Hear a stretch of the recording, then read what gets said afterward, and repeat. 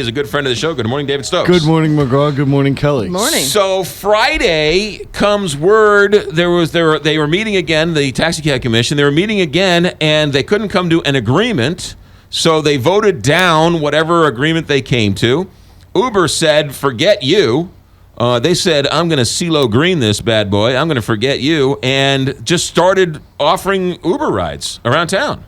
Well, they did. Apparently, they heard that this weekend was the St. Louis U High Class of 1990 reunion, and Uber was desperately needed by everybody. Because personally speaking, their timing was fantastic. Did you use Uber this weekend? I did. We took it home Saturday night. Are you breaking the law?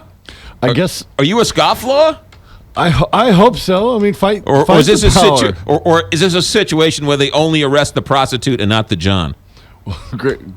I don't know how to respond on that one. Oh, boy.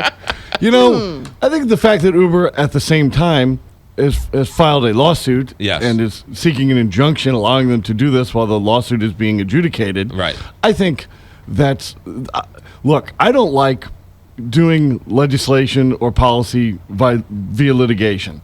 And I'm sure I've said that on this show in the past. Right. I don't like doing it via executive order. I don't like doing it via litigation. I like doing public policy the way it's supposed to be done, which is introduce a bill, amend a bill, vote, eliminate. Even better yet, eliminate an old bill that's no longer has a point to it. Right.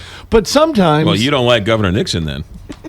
No comment. Never mind. Continue on. In personally, I do like him, but that's beside the point. Uber had no other choice here.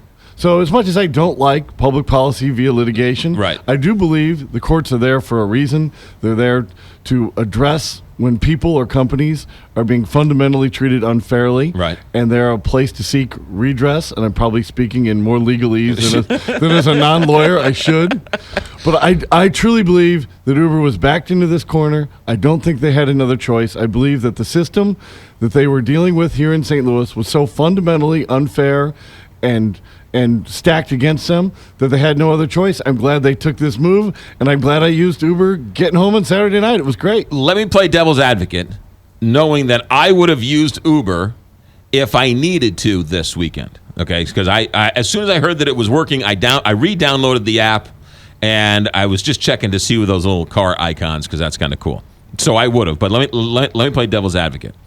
The Taxi Cab Commission, David Stokes, is saying, look, our hands are tied. We have to do a background check. We'll let Uber do the background checks. State law says we have to fingerprint these people. We can't get around that. That's what the state law says. That's part of our charge as a taxi cab commission. We can't go against state law. So we have to reject them because they refuse to get fingerprints. That's not our fault. If you got a problem, take it up with the state. And I would say that I understand what the Taxi Cab Commission is saying there, but Uber, they've treated Uber so terribly for the past couple of years, and Lyft. I mean, we all forget about the Lyft controversy, where they fundamentally told Lyft they couldn't operate here either. That I'm sorry if Uber, Lyft, and other ride-sharing apps just don't trust that. Just don't say, look, we don't have to do fingerprinting in any other city in the country, and I believe that they don't. There might be a few exceptions. Right. This is and just the way that they hire people to work part-time. So many Uber drivers work 10 hours a week. There's no question, though, that when the Taxi Cab Commission was set up, it was set up because the taxi cabs were so bad and the service was so poor and it needed some regulation. And it was created at a time before anyone ever imagined an Uber company to be around. And so the state law needs to be changed. So why are we coming down on the Taxi Cab Commission when, granted, they treated them poorly and all of that, but state law says you have to be fingerprinted. If you got a problem with that, take it up with the state. The state can fix this in a moment's notice, can't they? And I was going to get to saying that, yes, state law may say that, but times change, situations change, and when laws become obsolete, they very often get selectively enforced. And I would propose right now that the Taxi Cab Commission is planning on selectively enforcing that law in a way that I wouldn't take me too long to sit down and find obsolete laws still on the books that are no longer enforced anywhere. And I think that the idea that They'll only allow Uber in if they get everybody fingerprinted and do this thing that they aren't required to do anywhere else. Is an example of a law written for a different time, albeit that different time might have only been 10 years ago. 5 years. They Right. wrote it 12 years ago, and Right. it was applicable 4 years ago. But things have changed. I think that system is essentially obsolete, and it's being selectively enforced here to keep ride-sharing companies out for as long as possible. But again, is it really a taxi cab commission to pick and choose what law? So that means now we're not going to fingerprint any cab driver?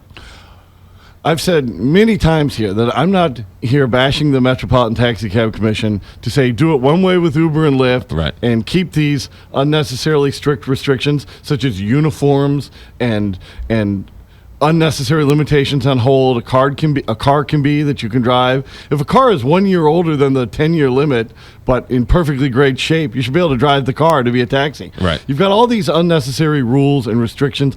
I don't think they should be enforced one way on Uber and one way on taxi cab drivers. It needs to be systematically reduced, systematically decreased, so we can have a larger, more vibrant, more tech-friendly system of ride-sharing taxi cabs, whatever you want to call it.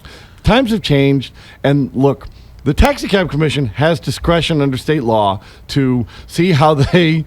Not every rule that the Taxi Cab Commission put it down in there is something that they put in by state law. The state law does give them some discretion on how they operate, and they're selectively choosing things when they want to do that, when they don't. How long was your wait time with your Uber this week? Oh, like 2 minutes, 3 minutes. Oh, really? We were in the Central West End, which is a good place. In all fairness, it's a good place to catch a taxi cab too. Right. So Yeah. we pushed it in. It was there for my wife and I in 2 minutes, 3 at most. Did you fingerprint the person while you were there? We did not. We did Did you have not a background check on the person while you were there? No, we trust that we looked at the guy. He seemed perfectly good. This is how famous last words. Right. This is how most people go through life with everything. Nobody can just. The vast majority of people out there are good people trying to make a living, trustworthy and honest for the most part. And we can't go through life worried about every extreme circumstance every time we conduct a business transaction. And we go through life with trust in the United States, and it works. It works fine. You're right. But the only reason when we need to sort of do it the other way is when we're running for office. And we need to sort of take the examples and, pound them and scare people into submission and vote for me because I'll protect you. But outside of that, live your life. That's why people are perfectly free to ignore these whole political primary campaigns more than a year before the actual elections here. Right. David Stokes, when can we read you? When can we see you? We've got a lot up on Uber and ride sharing at showmeinstitute.org. I hope people check it out, mostly written by my colleague Joe Miller, but others as well. And I'm glad Uber's here. I wish them the best in their lawsuit. I'll use it. I loved using it this weekend. It's not something I want to normally encourage. Just ignore the law and sue. But in this case, I honestly believe they had no other choice. But in this case, ignore the law and do it. In this case, the law is fundamentally unfair, and they're doing what they have to do. Now you sound like that clerk in Kentucky. Right, well. Jim Davis. Well, I don't know what was necessarily fundamentally unfair about that. In the case of Uber, they're not being allowed to operate due to a monopoly cartel keeping them out. It's an interesting world you live in. There's no two ways about it. Thank you, David Stokes. Have a good week. Thanks, McGraw. Thanks, Kelly. 8:45 here, Big 550 KTRS. Oh, wait. Let me tell you about